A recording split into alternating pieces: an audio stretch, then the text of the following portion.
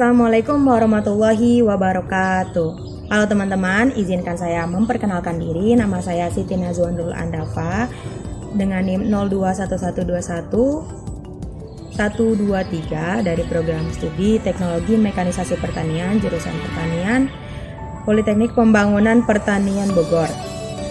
Di sini saya akan membuat video untuk memenuhi tugas mata kuliah perancangan mesin yang diampu oleh Bapak Oscar Haris. Peran dan pengembangan alat dan mesin pertanian di Indonesia. Alat merupakan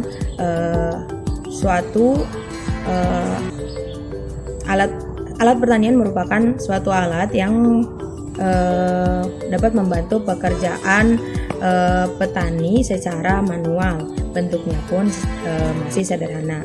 Mesin merupakan suatu alat bantu yang berbasis permesinan yang berbentuk lebih kompleks seperti traktor dan lain-lain. Alat dan mesin pertanian ini berfungsi untuk mengolah serta menangani hasil dari lahan di lapangan yang dihasilkan oleh petani.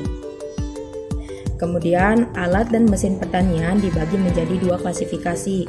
Yang pertama adalah alat prapanen. Alat prapanen merupakan alat yang digunakan untuk pengolahan tanah, penanaman, dan pemeliharaan.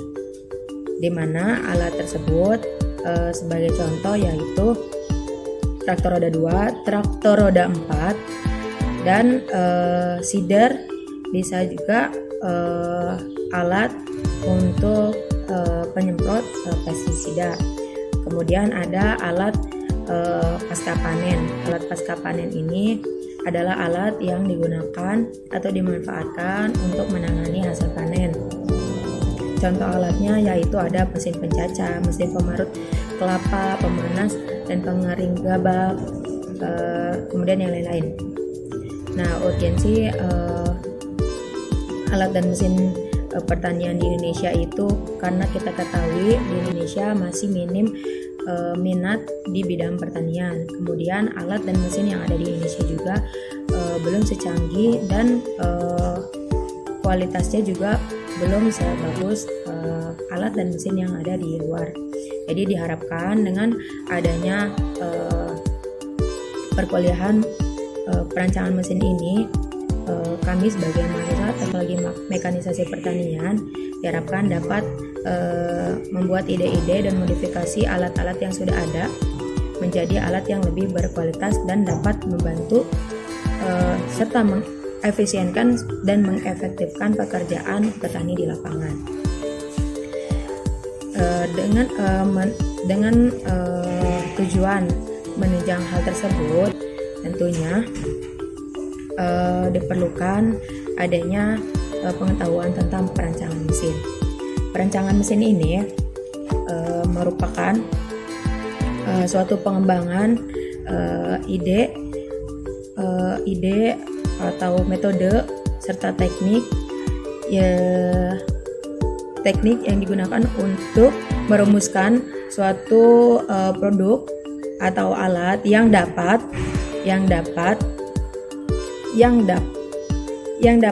mengefisienkan serta mengefektifkan teknologi yang sudah ada. Kemudian tujuan dari mendesain ini atau perancangan ini yaitu terbentuknya suatu sistem permesinan yang baru maupun modifikasi yang handal dan tangguh yang memiliki sistematik yang kompleks. Nah, selanjutnya desain itu terbagi menjadi 3. Yang pertama ada desain adaptif, yang kedua desain pengembangan, dan yang ketiga itu desain baru. Desain adaptif ini merupakan suatu desain yang sudah ada namun kita modifikasi. Dalam artian kita memberikan modifikasi dari ide-ide yang sudah ada untuk dijadikan desain yang baru. Nah, yang kedua itu desain pengembangan, di mana desain ini sudah ada lalu dimodifikasi namun ditambah dengan ide-ide baru hingga menghasilkan suatu karya atau produk yang lama namun nampak baru. Yang ketiga yaitu desain baru, di mana desain ini dibuat dari awal hingga akhir atau dari nol. Dibuat oleh atau dirancang, desain ini dirancang memang berdasarkan ide si pembuatnya tersebut.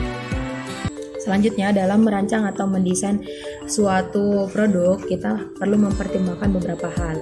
Ada 12 hal yang harus kita perhatikan. Yang pertama yaitu teknik,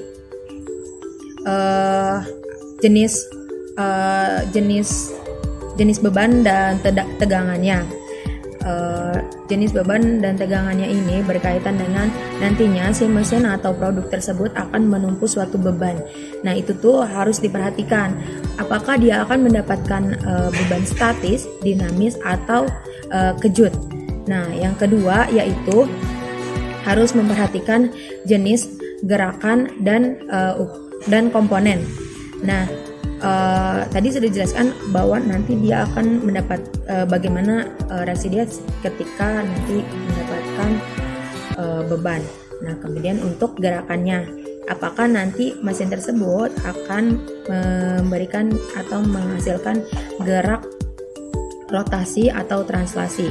Di sini kita ketahui gerak rotasi adalah gerak putar dan gerak translasi adalah gerak yang bergerak lurus, bisa vertikal atau horizontal. Yang ketiga yaitu harus memperhatikan material yang akan digunakan. Nah, material ini merupakan hal yang penting, di mana nanti material ini akan digunakan sebagai bahan utama dalam pembuatan produk. Kita ambil contoh, semisal kita akan membuat produk alat makan. Nah, kita harus memperhatikan bahan tersebut harus emang aman gitu untuk alat atau untuk kita gunakan sebagai alat makan. Nah, apa saja contohnya? Misalkan bahan yang tidak mengandung besi seperti stainless steel, logam mulia, aluminium dan lain-lain.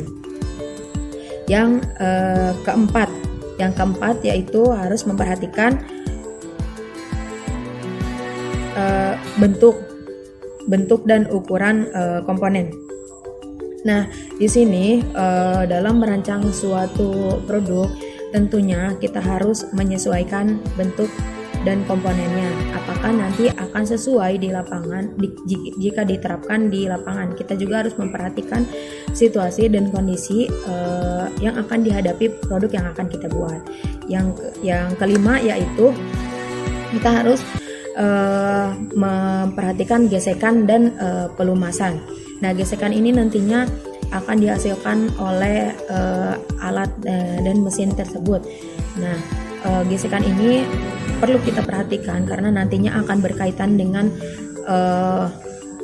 umur dari produk yang akan kita buat. Karena semakin banyak gesekan dalam mesin yang kita buat akan berpengaruh dengan kualitas mesin yang ada di dalamnya nanti. Gitu. Nah, nanti makanya akan ditunjang dengan sistem pelumasan. Nah, kemudian yang keenam yaitu kenyamanan dan aspek ekonomi. Nah, hal ini juga penting kita perhatikan karena kenyamanan adalah hal yang utama dalam produk yang akan kita buat. Karena produk yang akan kita buat itu akan kita pasarkan kepada orang lain. Jadi tidak hanya kita merasa nyaman dan bagus saja desainnya dan bentuknya, tapi kita juga harus memperhatikan apakah aman untuk digunakan untuk di beberapa kalangan. Maka dari itu kita harus memperhatikan produk yang kita akan buat ini sasarannya kemana, di golongan umur yang mana, untuk remaja kah, dewasa atau orang tua. Nah, harus juga disebut dengan user friendly gitu. Harus juga kita perhatikan kenyamanan produk saat nanti digunakan oleh orang banyak. Selanjutnya yaitu kita juga harus memperhatikan penggunaan bahan-bahan yang sesuai dengan standar. Nah, bahan-bahan yang sesuai standar juga menjadi hal yang penting yang harus diperhatikan. Karena jika kita menggunakan bahan-bahan yang tidak sesuai dengan standar, maka produk yang akan kita hasilkan pun tidak akan maksimal, kualitasnya pun akan buruk, tidak sebaik dengan produk yang semisal standar nasional Indonesia seperti itu. Selanjutnya yaitu keamanan operasi. Keamanan operasi ini berkaitan dengan bagaimana nantinya kita membuat produk tersebut di bengkel dengan memperhatikan K3 atau keselamatan dan kesehatan kerja dalam membuat atau merancang suatu produk, dan nanti kita turun ke lapangan dalam proses pembuatannya. Tentu kita juga harus memperhatikan keselamatan kita. Selanjutnya yaitu ada fasilitas bengkel, di mana fasilitas bengkel juga harus memenuhi standar dan memenuhi kebutuhan yang kita butuhkan. Karena jika fasilitas bengkelnya tidak lengkap, bagaimana kita membuat produk yang sudah kita rencanakan. Semisal kita akan membuat suatu produk yang membutuhkan alat bubut. Jika bengkelnya tidak memiliki alat bubut, bagaimana kita untuk membuat satu komponennya. Tuh, yang selanjutnya yaitu skala produksi. Nah, skala produksi ini berkaitan dengan berapa jumlah produk yang akan kita buat. Nah, kita juga dapat memperhatikan kualitas serta kuantitas produk kita dari skala produksi ini. Selanjutnya yaitu berkaitan dengan biaya. Nah, setelah kita merancang semuanya, kita lalu menghitung berapa biaya yang akan kita keluarkan dalam membuat suatu produk. Kita harus menekan biaya seminimalisir mungkin, namun kita juga harus menghasilkan produk dengan semaksimal mungkin atau dengan kualitas yang sebaik mungkin. Yang terakhir yaitu assembly atau penggabungan.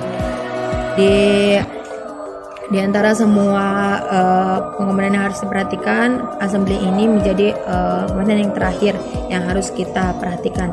Karena jika ada komponen satu dengan yang lainnya tidak sinkron, maka produk yang akan kita buat pun atau yang sudah kita rancang tidak akan berhasil. Itu mungkin itu saja yang bisa saya sampaikan. Kurang lebihnya mohon maaf. Terima kasih. Wassalamualaikum warahmatullahi wabarakatuh.